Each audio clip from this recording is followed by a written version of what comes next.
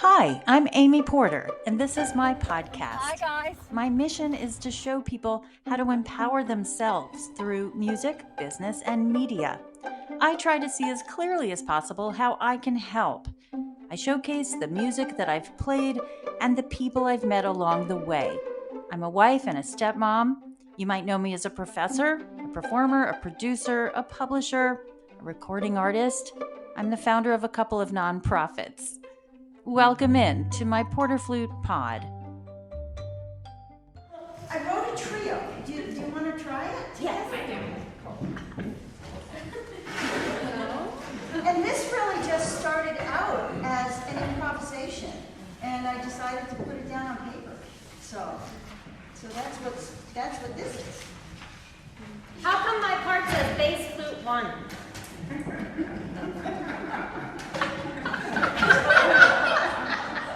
Maybe I didn't write it for you. I think it's because you're principal bass. I'm bass 2. Okay. Welcome to Porter Flute Pod. It's Season 8, Episode 8, and it is my pleasure to welcome Ali Ryerson to the podcast. With a career spanning 5 decades, jazz flutist Ali Ryerson has consistently ranked among the top flutists in the downbeat jazz poll for well over a decade. She was born in New York City and she grew up in a musical family. Her father, Art Ryerson, was a renowned jazz guitarist, and he played in the Paul Whiteman Orchestra and later became a studio player in New York City, recording with everyone from Charlie Parker, Sarah Vaughan, Frank Sinatra, Louis Armstrong. She's here to talk all about that. She carried on the family tradition, becoming an international touring and recording artist with performances ranging from Carnegie Hall and the Kennedy Center to the Blue Note in New York and Japan. She's had festival appearances worldwide. She's released over 24 albums on major jazz labels. And when her groundbreaking jazz flute big band released their debut CD, Game Changer, on Capri Records, the album hit the top 10 on the U.S. jazz charts for 6 straight weeks. She's also performed with classical artists like Julius Baker and Pavarotti. She's also played and recorded with jazz greats like Hubert Laws and Art Farmer, Mike Manieri, Roy Haynes. So many people. Ali has been jazz chair for the NFA convention.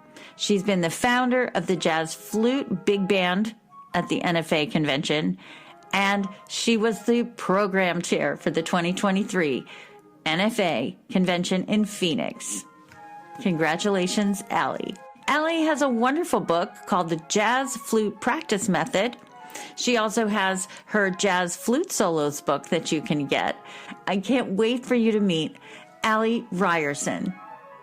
My friend, Ali Ryerson, welcome to Porter Flute Pod. Oh my God, Amy, I am so happy and honored to be here with you. Thank you so much for the invitation.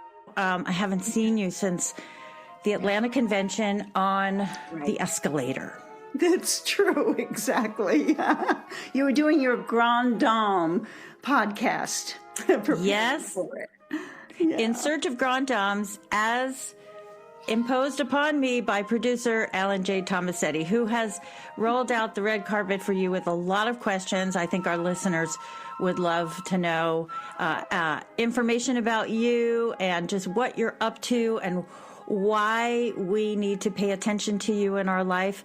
I remember being a guest with you at a festival. I remember having you at my own festival. Yes. I feel like you are ageless, and yet you're, as a woman, slightly older. So if I can confess right now, I have always looked up to you as a professional woman, as an artist who is ageless. It's true. So thank you for serving as an example to those of us who we age.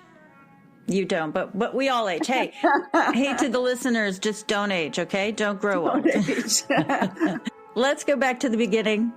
So I'm going to ask you what first drew you to the flute and what led you specifically into jazz? So, and before I even get into me, I also want to just remind us and share with the listeners, when I first met you, and it was at the Florida Flute Convention, and we were sharing the headliner, position in a sense, and I fell in love with you, and I have been your biggest fan ever since meeting you and hearing you, and it was like an instant friendship. And then I remember a few years later, we had a lovely reunion at Hidden Valley out in California, and that was at the Northern California Flute Camp. And so it's been, and then of course when you invited me to your Anatomy of Sound to University of Michigan, that was amazing, and I had the best time there with your students and also getting to play with you, and it was amazing. So I am in awe of you. So. Oh, well, thank you. I believe at Hidden Valley I lured you into a run early in the morning. You did. I remember, and on the old airstrip. As far as what got me into music and everything, I grew up in a musical family, so I always kind of refer to my situation, my environment, as the perfect storm to becoming what I have become, a jazz flutist. And my dad, Art Ryerson, was a great jazz guitarist. He got his start during the big band era back in the 30s and 40s. He was with Paul Whiteman, the Paul Whiteman Orchestra, which was one of the great big bands of that era. George Gershwin's Rhapsody in Blue. This was slightly before my dad's time, but that was the jazz band that performed that. I have 3 older brothers, and we're all musicians. My maternal grandmother, and I'm named after my maternal grandmother. Her name was Alice. She was also known as Ali, so I kind of love that nickname, and so I adopted that as well. But she and her siblings were all professional musicians, and they used to play, and my grandmother was in vaudeville. She had a sister act.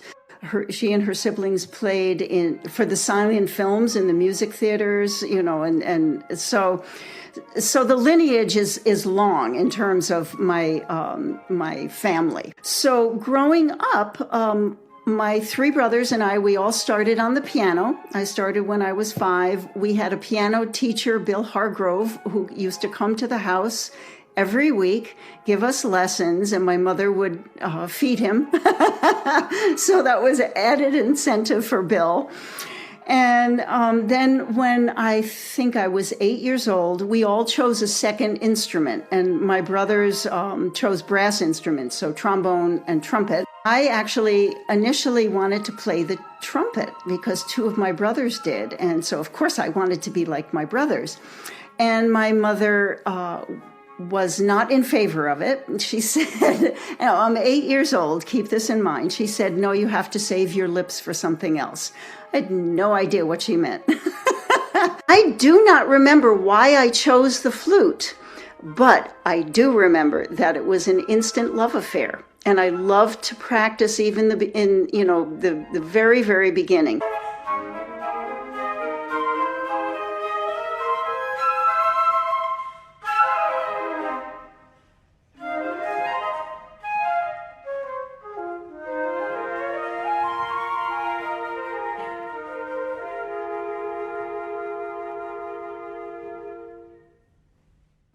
What happened in my family, because my dad was a professional musician, and at that time, I grew up in Armonk, New York, which is a suburb 35 miles south of Manhattan, but in the country, really. And at by that time, my dad was a very successful studio musician in New York. He was working all the time. He was working, doing maybe 3 jingles a day, and then, a record date at night. And he was recording with everyone from Louis Armstrong to Frank Sinatra to Bill Haley and the Comets. And so he didn't really talk about it, but I kind of found out about all of this at a later date, and not necessarily from him. It was his job. Wow. I know, right? Wow. Wow, Dad. And so I have to tell you, I know. So a funny story. He started on the banjo, and he was an excellent banjoist. And so the first commercials, Kentucky Fried Chicken, he was a first call guitarist in New York. So he did the very first jingle for Kentucky Fried. And the Colonel was there at the session. Mm. And the Colonel brought, some buckets of chicken for the musicians. And so this he told me about. I forget how old I was, maybe 9, 10, something like that. And so here he is recording with Charlie Parker, with Elvis Presley, all these ridiculously famous people. And the only recording date that I told my friends when I went to school was, oh my God, he met the Colonel. He recorded for Kentucky Fried Chicken. That's the mentality of kids. So that was what you held important. Exactly. In my household, we all studied, we had a traditional classical training.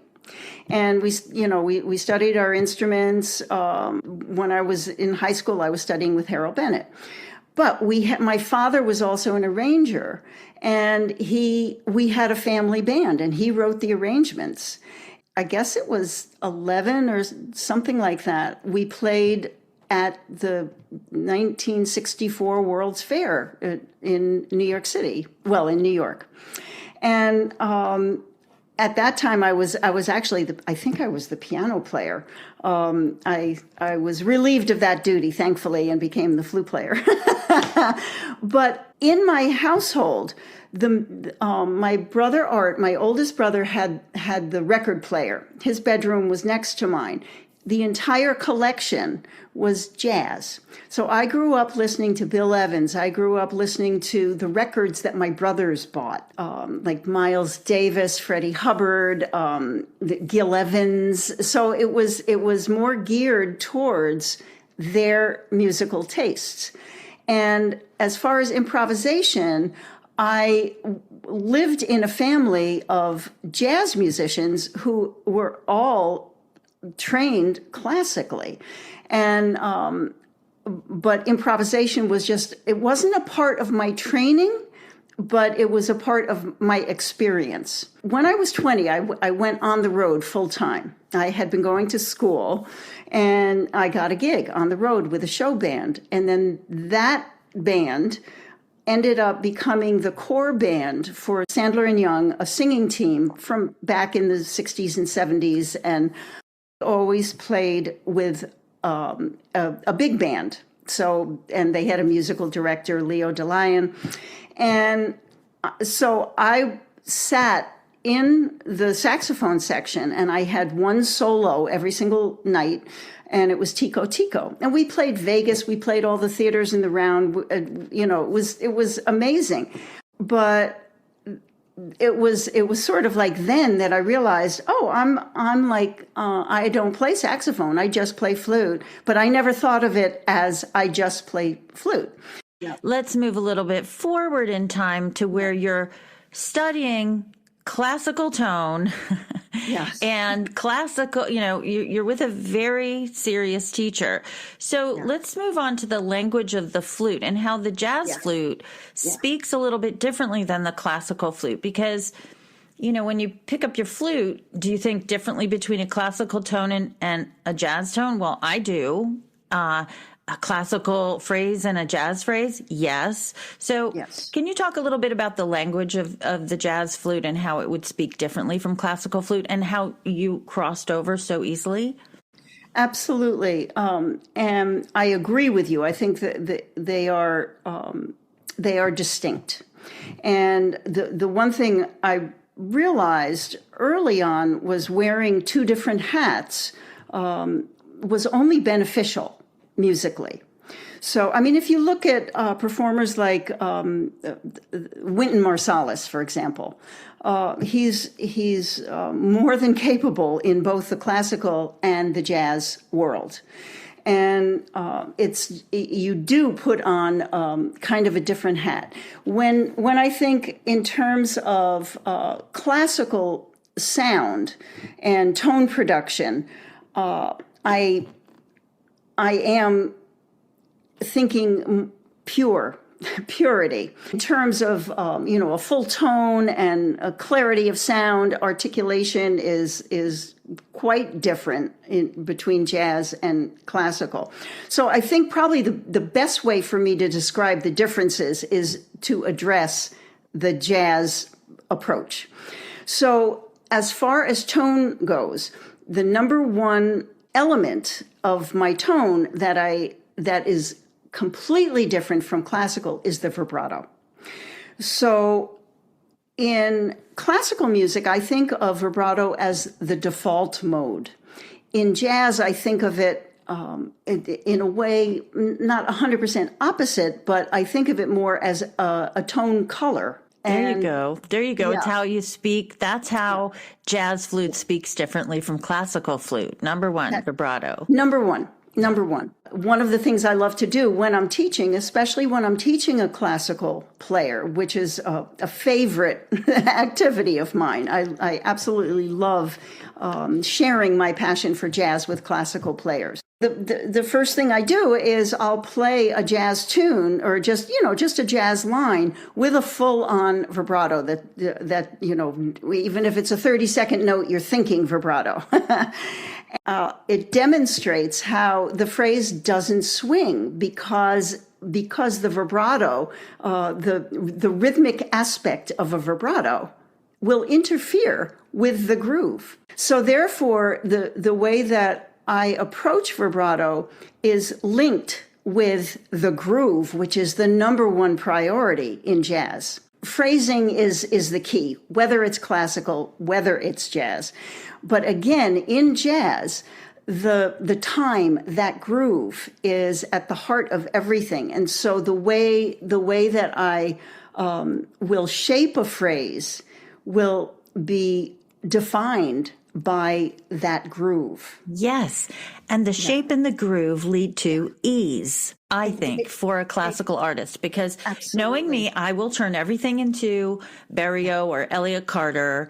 And then my bandmates in Trio Vibrato will say, no, Amy, it's like a samba or salsa, or they'll start singing ba, ba, ba, ba, ba. And I said, oh my God, I was all ta, ta, ta, ta, ta. Exactly. And when you were just giving that little example, that demonstration of a samba, but with your classical tone, and then when you went to a different interpretation of it and you started dancing. So that's what we do. I mean, whether it's physically dancing or just feeling it in our bones, that's at the heart of the transition from classical to jazz. Now, I adore classical music. It's not a competition between classical and jazz at all. Right. It's just it's a different way of approaching music. For example, the self-expression that we're allowed in jazz, and sometimes when we're talking about tone in classical, where it's pure, it's gorgeous, it's got that shimmer with the vibrato, and it's so perfect. And in jazz, perfection is overrated. In a sense, we kind of want to get a little bit more expressive and expansive with the options in terms of tone. And so that breathiness sometimes, I call it adding a texture to your tone. Oh, nice. Nice. Yeah, and it's a wonderful way to express an emotion or just the way that you're hearing a phrase. One of the ways that classical and jazz are completely married is that we're telling stories musically. And we're not using words, but we are telling stories with these beautiful melodies. You know, with jazz, of course, we're also improvising. So therefore, we're exploring the harmony that is supporting the melody. That's a whole other discussion. Oh, my goodness. Yes. Yeah. Now, I do want to add a third component, articulation. I think a lot of times when I was showing the difference between Elliott Carter and a samba, a lot of that would have to do with the interpretation of the articulation. So we've got no vibrato, we've got have a groove, and then we have get the articulation in the right way. Just speak the right articulation. Exactly. Can you help us with that? Absolutely. And it's my favorite subject. The first thing that I want to address is not even improvisation. It's let's examine how to turn your playing to kind of make you sound like a jazz flute player. And that's the inspiration then for the classical player to feel, to embody that feel. And articulation is numero uno. I mean, after they've kind of reworked their vibrato, and of course vibrato does exist. I do use it, but I use it sparingly and slower, and it will be related to what I'm expressing. But as far as articulation goes, it's what I use is what I call legato tonguing. And so the reason why I will tongue just about everything except for a very fast phrase, say if it's 16th notes or it's an up tempo, I'll be careful not to tongue everything, because that can actually get in the way of the groove. Or a triplet figure that I will usually slur. But the reason why I articulate is because by tonguing something, you're in control of the placement of the note. And again, time is the number one priority in jazz, because the groove, number one.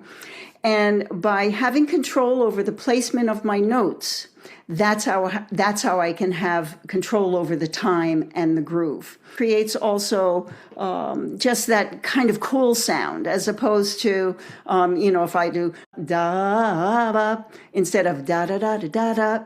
It's like I can't even slur through something and feel like I'm grooving. But ba ba da ba da ba do ba. The other thing in articulation are the accents. My belief is that where you place the accents in jazz, in a jazz phrase, has more to do with swinging than even the swing eighth note. It's like if I just sing a little phrase like da ba da ba da ba da ba da ba. So if I just do da da da da da da da da da da instead of da ba da ba do ba, those two accents are what define that phrase, and that's what makes it groove. Yes, exactly. Yes, exactly. Yep. So it takes up less space, if you know what I'm talking about. It's just as easier and more flexible. And yet you have to have the swing feel, the groove involved. So how can we feel less intimidated to just let go? Because it's intimidating for a classical musician to use that word improvisation or improvise, because they know that it doesn't come with a seatbelt. And yet I'm here to tell you that jazz playing does come with, if you'd like a seatbelt, here you go. You have to learn how to improvise. So the first thing to remember is how much fun it is. Fun. Fun of it all. We forget that. It's like I have the funnest life of anyone I know. Me too. That's I so know great. You do. That was our very first connection back in Orlando, whenever that was, 20 years ago. I don't even remember. Yeah, it's all about improvisation, whether it's Baroque music or a piece that was just written for you, or jazz, like we're talking about today. Right, exactly. First place I always start with my students who are aspiring jazz flutists, and without their experiences, they're just starting their jazz journey. I will first start with the blues, and even going back before that, just on like a modal chord, without getting too deep into theory and harmony and everything like that. Just say a D minor chord.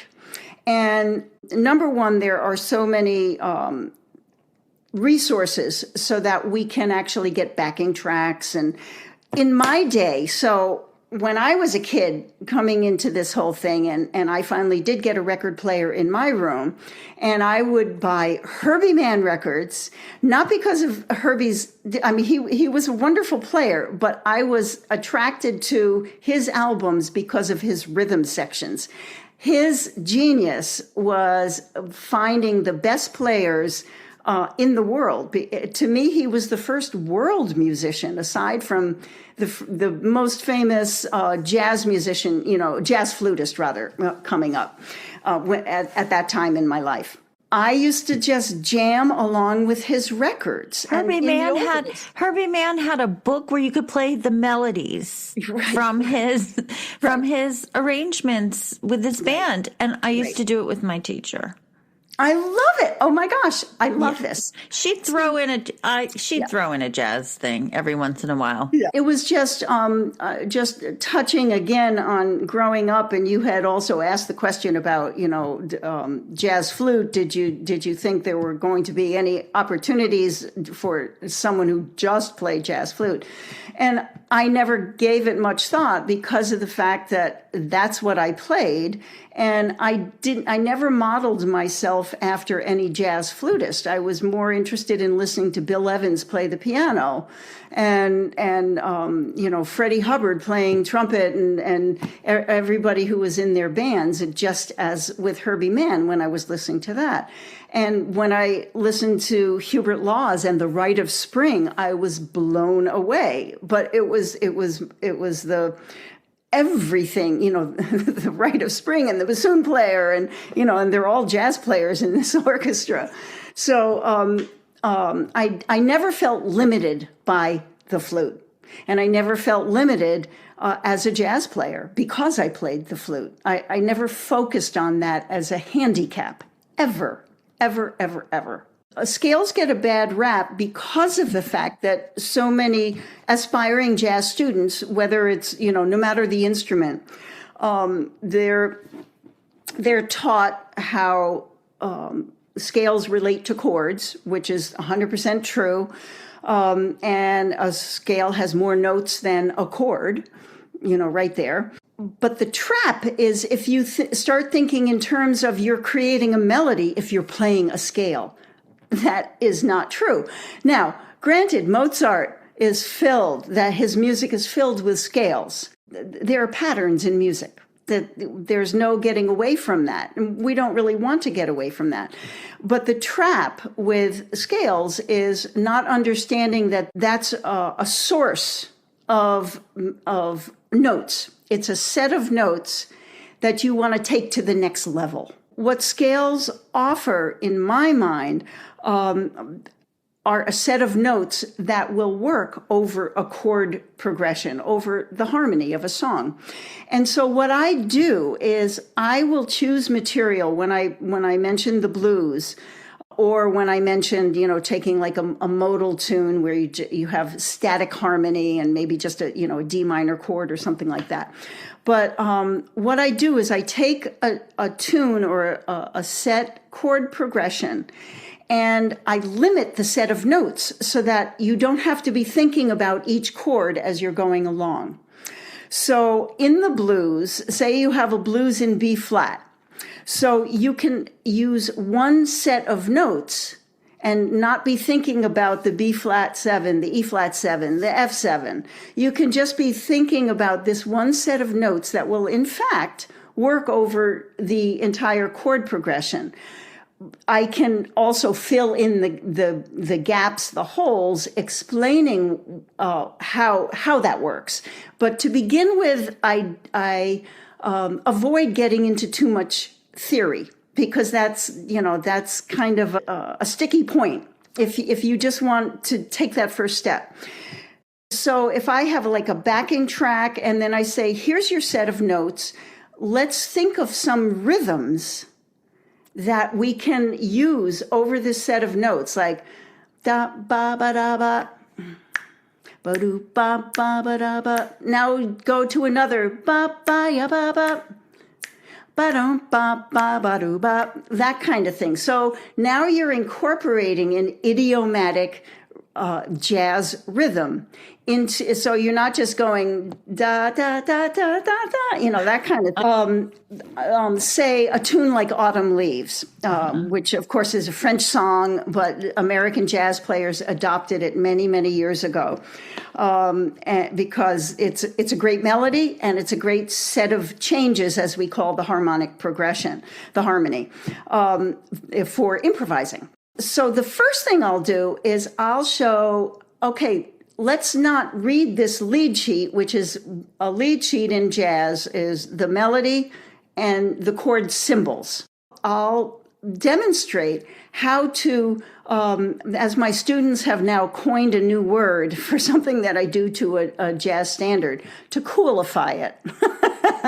So in other words, we have flexibility in how we play the melody. So instead of ba da da da da da da da da. Okay, so first of all, do ba boo da, ba do ba ba ba da boo da. So I'm incorporating the swing feel. I'm incorporating the whole idea of anticipation, a little bit of syncopation every so often.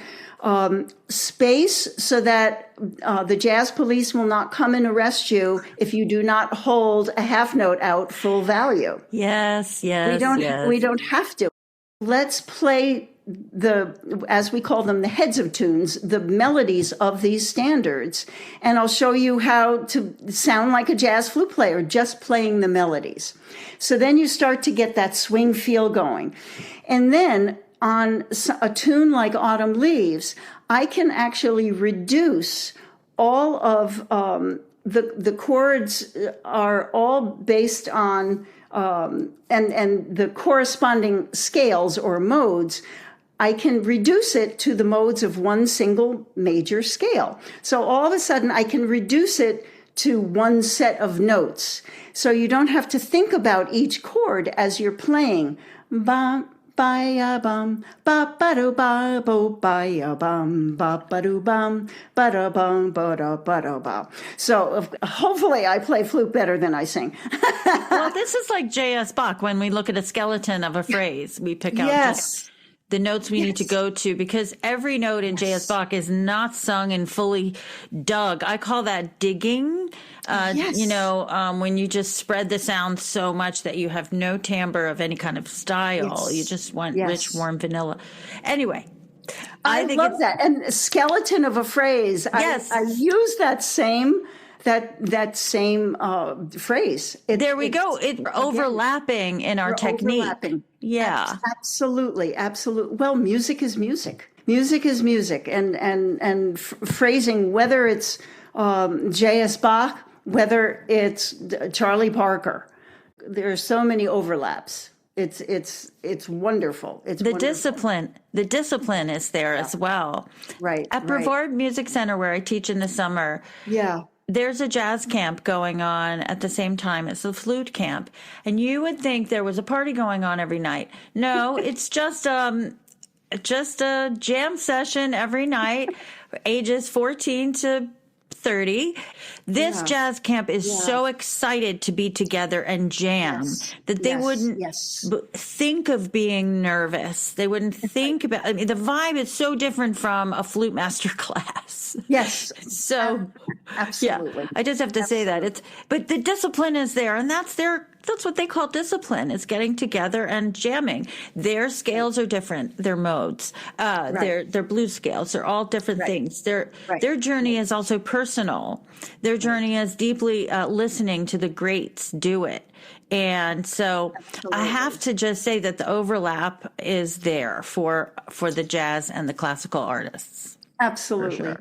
Absolutely. Now, I want to thank Claude Bowling for bringing us the first kind of crossover piece that we played on the main stage. So in the 1970s, for those of you that don't know, Jean-Pierre Rampal showed up in the United States. He was on the Muppets. He was in Carnegie Hall. He did all these concerts, and we all flocked to see him. And then we promptly went out and bought a flute.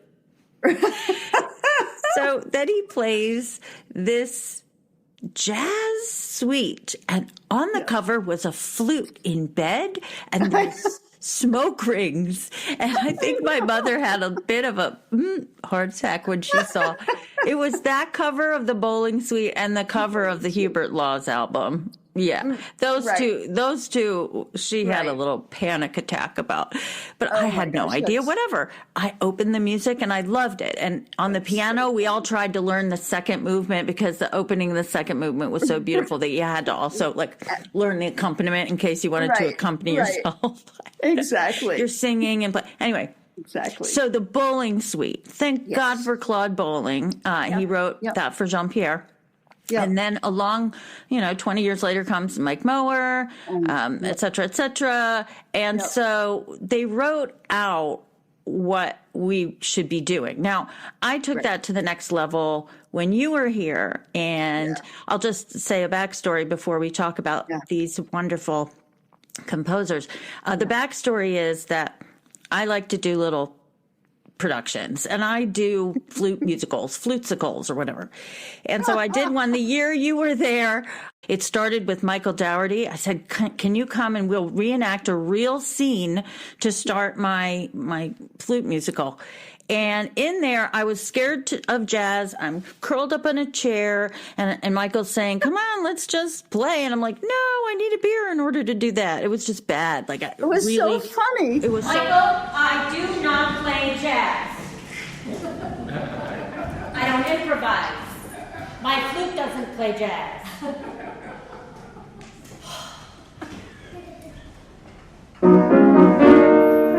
No way.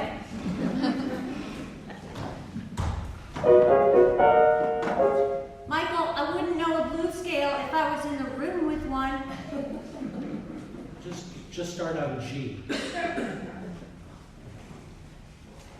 I'm deeply afraid. I might play a wrong right note Don't worry about it. Loosen up. Can I have a Corona? How about a scotch? G? G. Yeah. Okay. Maybe. Look, I have reverence for this art form, and basically I don't want to do the wrong thing. Like, God forbid I play out of tune, and who knows where the downbeat is? Don't worry about it.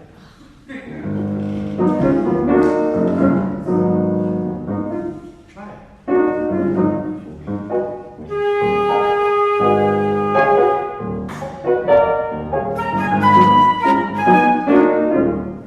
like it.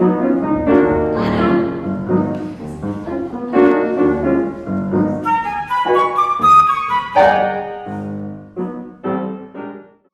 Fun. No, and then it morphed into me learning, and it was Mike Mower's tune where the whole play shifted, and there's a Santana part in there that I said, let's pause and bring out my buddy Jonathan, and I got the congas, and somebody said, do you have the part to that? Somebody in my world said, do you have the conga part to that? And I was like, honey. Right. There was no music. There's no conga part to that. No, it was, reacting, right? We're call and response. So he was reacting, and I just let it go. I let it all out. And of course, there's some picture of me with my hair flying, and it was so fun. And eventually you came on, you were on stage with me. We played Folktale. We played with Laura Dwyer. We played lots of wonderful things. So really was happy to take Mike Mower's piece to the next level. How do you feel about incredible? Yeah. Well, thank you. It was a lot of fun. How do you feel about performing crossover repertoire for people like me? So for people like you, I think which I think is funny in itself. First of all, there are a few who can perform it as beautifully as you do. I mean, you transform yourself into a jazz flute player, despite the fact that it's written out, and that is really something to me, because I remember that performance so well. Thank you. I have to say, I have sat in bars at 4 a.m. listening to the blues and jazz, and I have to. Did that affect my playing? Yeah. Absolutely. Yeah, I've been to the Blue Note a few times. I've played the Blue Note. Starting with Claude Bowling. So first of all, of course, I got the record. I got the music. I played some of it sometimes. But I got to play with Claude in New York when he was going to be playing Town Hall with Hubert Laws. And it was the California Suite. It was a couple different things. Not. I don't even think it was his original suite. And Hubert couldn't make the rehearsal, so I was asked to play the rehearsal. And Pam Sklar, I don't know if you know her. She's a wonderful flutist from the New York area. Anyway, so we actually played the rehearsal. And the reason it happened was because I had a steady gig on 57th Street in Manhattan, a couple doors down from Carnegie Hall at the Meridian Hotel. And so I was at the, I guess it was weekends or something like that, Friday, Saturday, Sunday, and I'm at the piano, I'm doing my duo gig. And as it turns out, Claude Bowling is staying in the penthouse at the Meridian. So he sits down. And so, of course, my piano player and I pull up, I think that second movement, and we played that. So I ended up being invited to rehearse, to kind of sub for Hubert. And it was a ball, And Claude had his French rhythm section, so his bass player and drummer. And they were at the rehearsal. And then when we finished the rehearsal, Claude said, well, let's play a tune together. And so I thought, what more appropriate tune to suggest than Autumn Leaves? So I counted off, and he's, like 1, 2, like that. And he says, oh, no, it's a ballade. And so his bass player and drummer, kind of gave me a wink, like, that's Claude for you. But anyway, we ended up playing it closer to my tempo. But that was a very fun experience. The experience for classical players to play any of Bowling's music, which is written for flute and rhythm section, I think it's a great introduction, like kind of a sneak peek into what it feels like to be a jazz player. Of course, in those pieces, it's mostly the jazz groove is mostly by the rhythm section, and the flute part kind of gets back into the more the classical Bach kind of feel to a Baroque feel. It does, and the tone, I guess you can kind of pull off a little bit of a classical hybrid tone.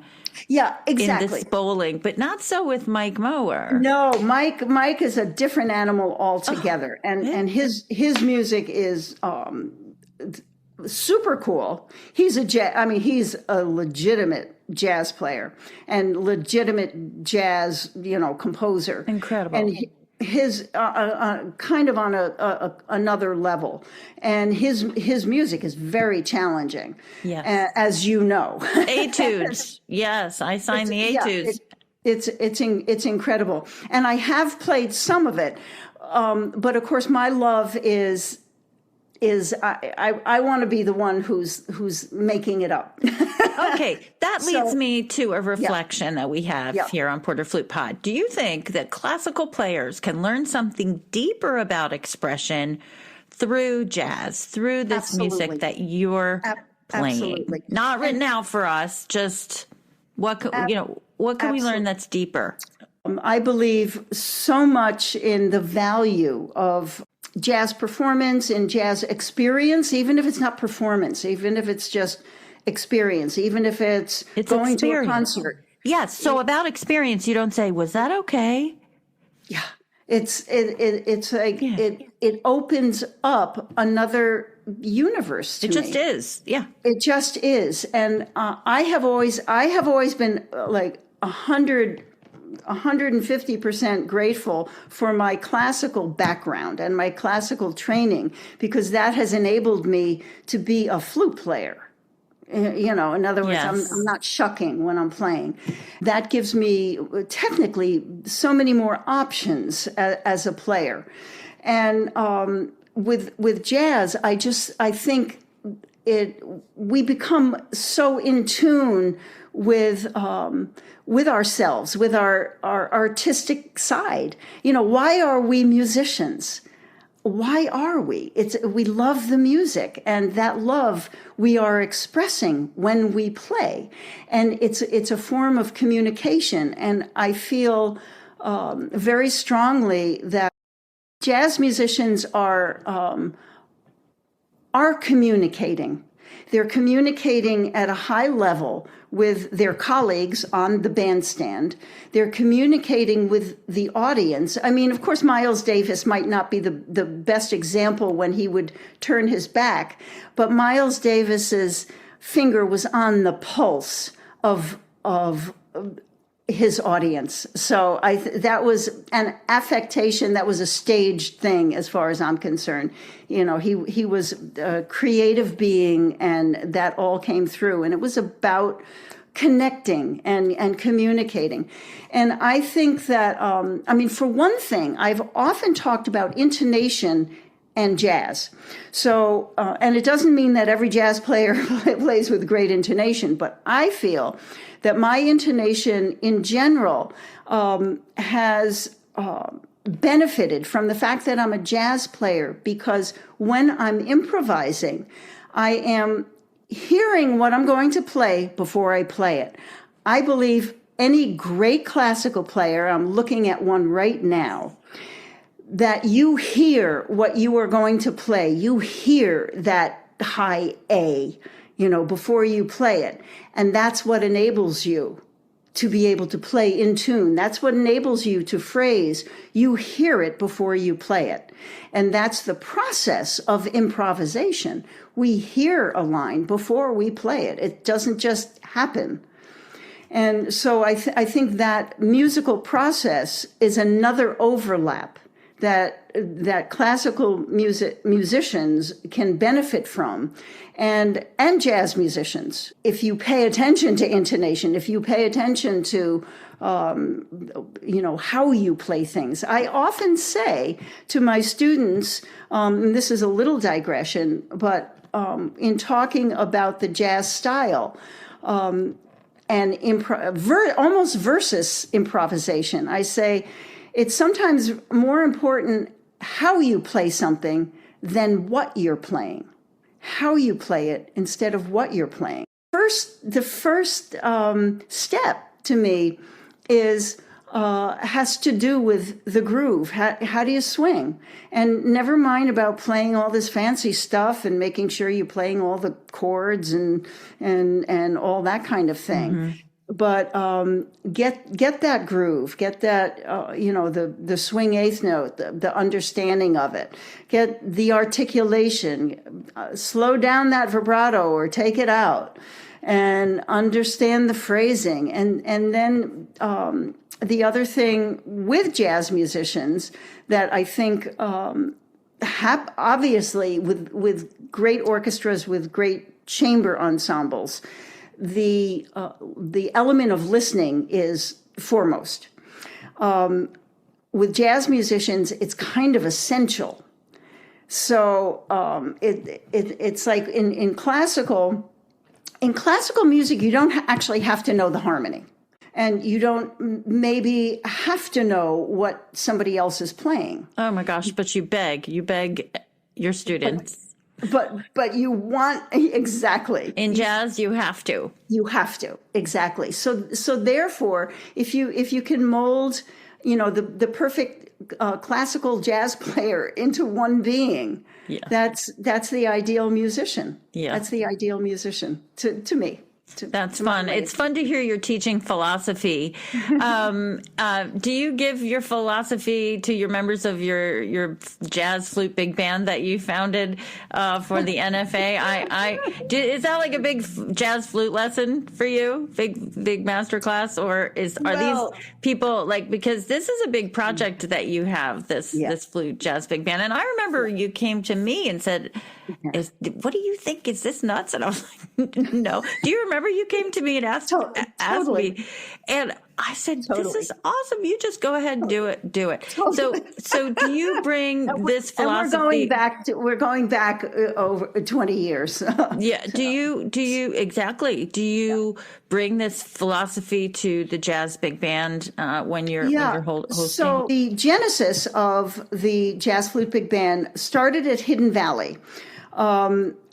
Which was back in, I think it was 2002. I actually had my first class, jazz flute master class. And I was there because of my association with Julius Baker, who we all loved, and he was the first one who actually invited me to play there. Oh, that's great. Yeah, he was such a. Can I just tell you, he was such an influencer. He would tell Gary Shocker, write a second flute part to the Bach Partita, Mr. Composer. So for you, he probably was like, get all those people together. We need this person. He was such an influencer, Julius Baker. Totally. That is such a great moniker for him. He made phone calls. Let's just put it that way. I love it. So in my travels, because I went on the road initially over 50 years ago, and I've spent much of my life on the road playing. And in my travels, I met so many aspiring jazz flutists who would bemoan the fact that they would not be welcomed into their jazz ensembles in their schools or their communities because they played the flute and didn't double. And so I heard it often enough that I decided to create a jazz flute big band that was for flutists only, but all the flutes, starting from piccolo all the way down to contrabass eventually, with piano, bass, and drums, so with a jazz rhythm section. And so I was able to do this, and I founded it at Hidden Valley at my master class. And the first few years, I just commissioned my jazz arranging buddies to write for this kind of brand new animal. And what ended up happening, so at my master classes, I always have experienced jazz flutists and I have complete newbies, classical players who are like, please teach me how to swing. And so what I discovered, because flute players don't get to play in a big band unless it's on one tune or they're doublers or, that kind of thing, or they're lucky like me and I actually tour with an act for a few years where I'm playing with a big band. But the experience of sitting in a section where you're sitting next to someone who gets it, who has experience with the jazz phrasing, with the articulation, the vibrato, all of the above. If they want to just play their written parts and not solo, they're not pushed into it. If they want to take the plunge, everybody can solo. And so it turned into this wonderful supportive environment that has lived to this day. And I brought the idea to NFA when I was jazz chair in 2005. We had the prototype band in 2007 in Albuquerque, and it debuted in 2009 in New York City with Hubert Laws, with Lou Tabakin, with Holly Hoffman, Jamie Bound. It just turned into a whole thing, and the basis of it is to create this very supportive environment. So because of that fear factor, so that everyone is welcomed in, and if try it, you'll like it. Oh, for sure. Yeah, so it's and it has just grown. There are now jazz flute big bands which I've played with in Japan. I just got back from Japan. That's incredible. And for us, for the classical flute nerds, we're like, there's an electric buzz happening around this big band. I know. Maybe I should let go a little bit.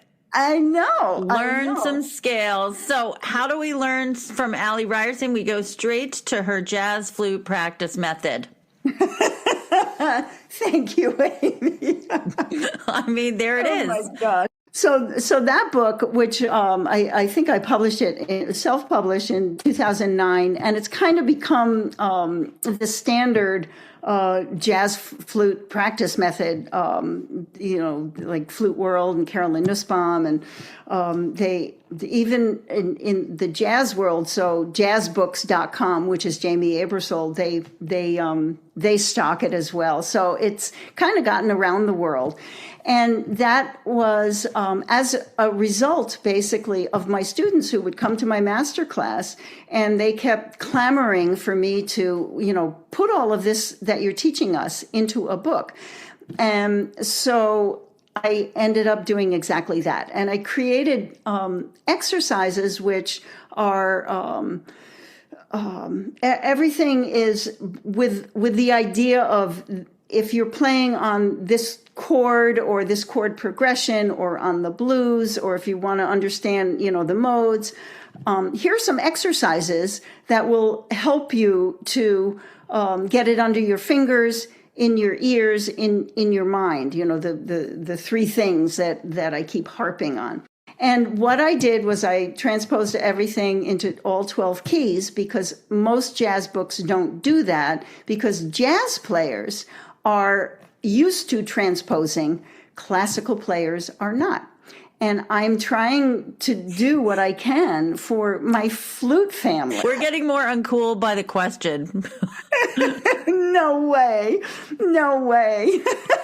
You are the coolest. What was the name of that show that we did? Was that Out of the Cool or Into the Cool? No, it was Responding Out of the Cool. Yes. Maybe that's why people get composers to write down the jazz licks, Like, maybe that's how Richard Blake felt when Dave Heath wrote this piece Out of the Cool, because Dave Heath made Richard Blake sound jazzy, made him feel cool.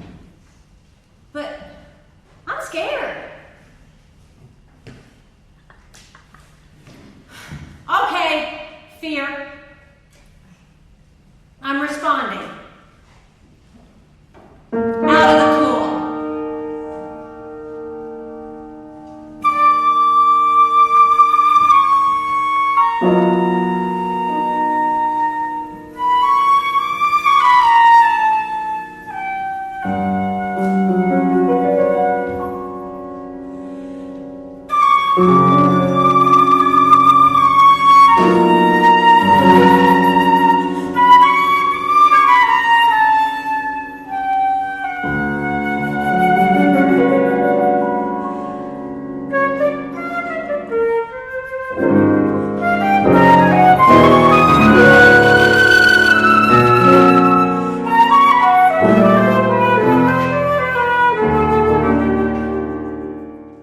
I went to some workshop, writing workshop about editorials and how to write correctly if you're going to write your opinion.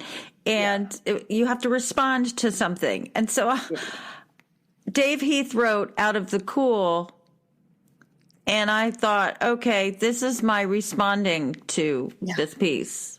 So I started with Out of the Cool. It was great. I loved it. And we had so much fun. We had so much fun, but I just want to just get back to the fact that we as flute nerds go down a different path, and you as maybe jazz nerds also do. The act of improvisation is in fact using your ears and coming up with a new melody. I mean, for a flute player, so. Unless we use extended techniques, which I don't, I'm playing one note at a time. So I'm composing a new melody over an existing chord progression. Where I start with all of my students, because in a sense, this is where I started. So just recapping my upbringing, my musical upbringing. I was born into a jazz family, but we were all trained classically. we had music camp and conservatory and everything, private lessons, forever. And then I started gigging with my brothers, and my jazz education was, and I don't even want to say limited to, but for want of another term, it was limited to on stage when I was playing with my brothers or playing in study hall. I was not studying jazz. I was studying classical, and I learned how to improvise by ear for many, many years, even though, I understood at a certain point how to read a chord chart, so to play on changes, but I didn't know anything about, like the altered scale or anything like this. But I was playing by ear, and by the circumstances I found myself in, playing with great players, through osmosis, I was learning a lot. I learned all the tunes on the stand, listening to my brothers. We were not using fake books. I wasn't reading the charts. I learned everything by ear. So I bring that experience to my students, and the fact that my training was initially classical. What I love to do is to relate to the classical training that we were all brought up, with, and to start the jazz education with your ears. Just starting there, and then starting to fill in some of the gaps, explaining why this set of notes works because of this, because of that. And but not overload, not TMI, too much information paralyzes a player. Correct. And overwhelm. It's overwhelming. And I have had so many experiences with young players and even college players who are classical flute players. And I will give them a set of notes. I will give them some cool rhythms. We'll start there. And by the end of the hour, these kids are jamming because they're not given too much to have to think about. They can just use their ears. They can just, get into the groove and have fun. And you can layer this education as you go along. But I try to relate to all of my classical flute buddies, just going back to where I came from. I am a nerd right with you. I ended up falling in love with jazz theory too, but that was not until years later when it was all of a sudden the revelations where, oh, that's what I've been playing. Oh, now I understand that. And so it was filling in the holes with something that I already intuitively was kind of doing. Well, we have rapid fire flute favorite segment from Alan J. Tomasetti. Okay. Give a shout out, give us a commercial. What's your favorite flute to play on? Okay, so Sankyo. I see. And what kind of what is it? So I came back. So it's the 401. Many years ago, my first alto flute, which I got in 1985 at a New York flute convention. I think it was 85 or 86. And Al Weatherly at the time was my repairman. And remember he was him? The Sankyo distributor. And yes. And so anyway, I went to the convention, tried all the alto flutes, and fell in love with the Sankyo alto. And then eventually I had been playing Haynes at the time, C flute, and I discovered Sankyo flutes. And my flute journey continued, down the road. And I had an association, of course, with Gemeinhardt, and I ended up with these beautiful autograph series of flutes, the alto and the C. But very recently, as of this past summer, I came back home to Sankyo. So I love it. And so my answer as far as which flute, C or alto, I love them equally. So it's impossible for me to, so I have to make the C and the alto flute into one word. Calto. The Calto flute. So I know that I can improvise when I know the tune, just like you said. If you know the tune and you choose a few notes, for instance, it's becoming that season. So, for instance, Silent Night. If you started playing a jazzy Silent Night underneath, I could probably play a really jazzy Silent Night for you. You could coolify it. Oh yeah, for sure. So, what's your Yeah. favorite jazz tune to improvise on? Oh my gosh.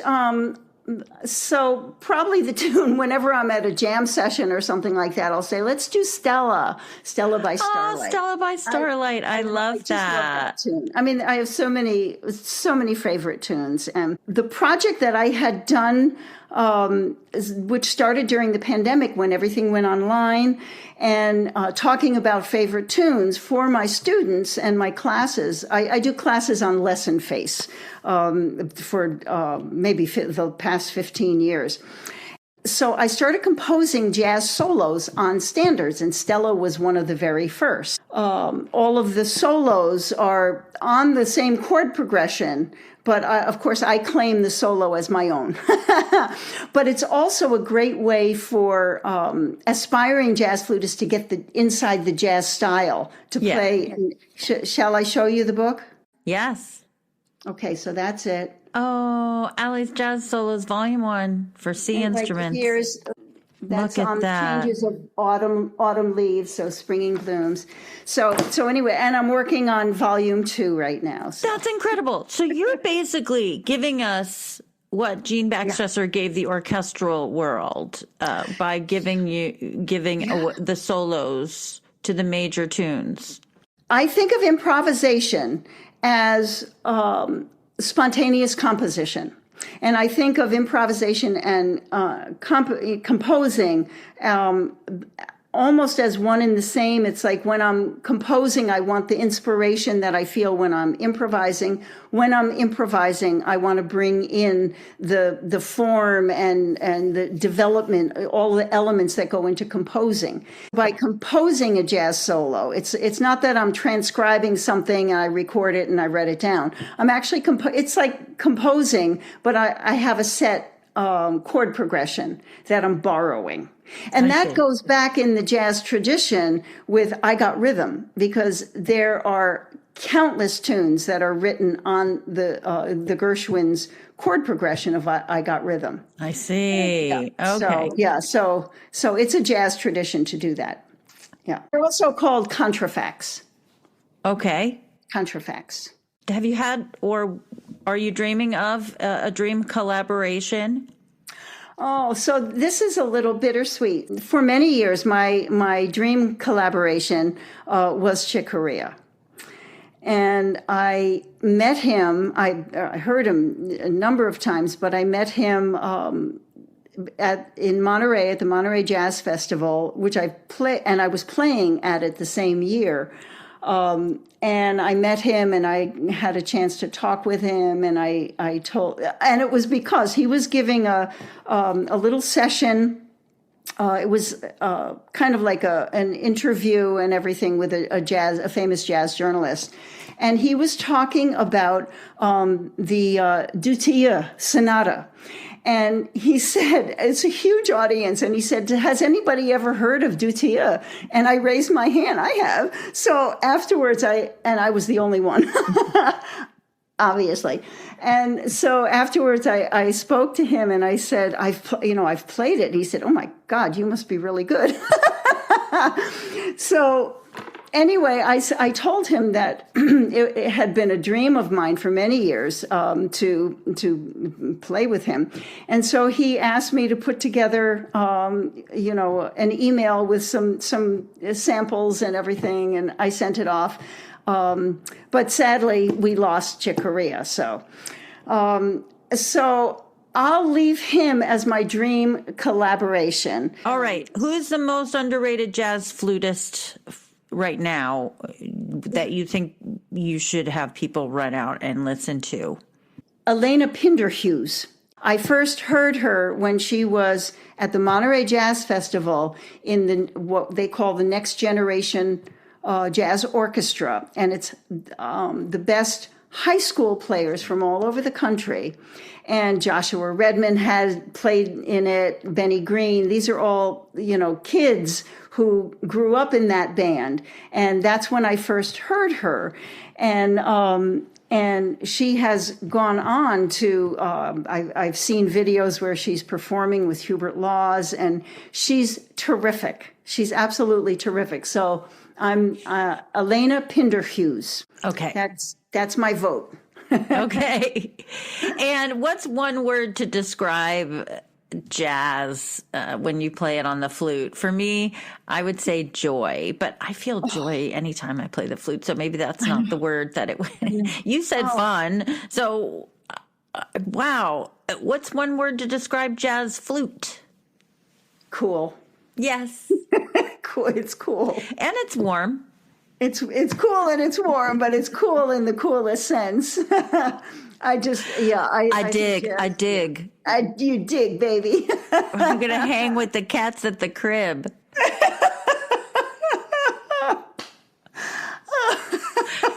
See? But I'm serious. I mean, I just think that jazz flute is the coolest sound. Yeah. Let's plug AliRyerson.com. Yeah. And let's plug some of your projects and upcoming performances. Where can we see you? Thank you, Amy. So probably the most important project and the most current, I just recorded a new quartet album, the Ali Ryerson Quartet, with the rhythm section that I've been working alongside in the Northeast for the last few years, and Larry Ham on the piano, Lou Pappas on the bass, Tom Melito on the drums. And we recorded this past summer at a wonderful studio in outside of New York City. It's called Octavian Audio. They have two absolutely gorgeous Steinway grand pianos, so it's sort of like take your pick. That album will be released in 2026, and we'll probably be doing our CD release tours starting in the summer of 2026, and so dates to be announced.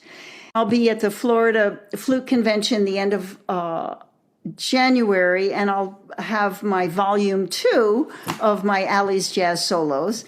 And we'll be doing one of the sessions that I've fallen in love with doing. It's a play along. So I share some of the solos, and I create backing tracks at a couple different tempos, so we can start slower and then get into the groove, and everybody plays the solos along with me, and it's a groove, and it's very cool. And in March, I was invited to be the guest artist by the Utah Flute Association, so that's going to be very fun. And this coming year, right now, I've been composing a lot of flute music. One of the things that I always find when I'm touring, I've toured a whole lot this year, and it kind of precludes being able to work on composing. So I decided I'm going to take almost an Ali sabbatical from touring to really focus on some more writing. Good. And I'm really excited about it. Oh, so, good. Yeah. And of course, my teaching continues. I'm right in the middle of another lesson-based series. And those students at the moment, I have just about 20 students in that class. And we meet like every 3 weeks, and it's four sessions to the series. And we do, I write solos, and I do coolified jazz standards. So there's something for everybody. In other words, if you're just new to the jazz scene, or if you're very experienced, there's kind of something for everybody. Ali, you are the best. It's so great to call you a friend. Oh, and thank you for being in Porter Flute Pod. Oh my gosh, it's been an absolute joy, the coolest joy. Thanks, Amy. Thank you.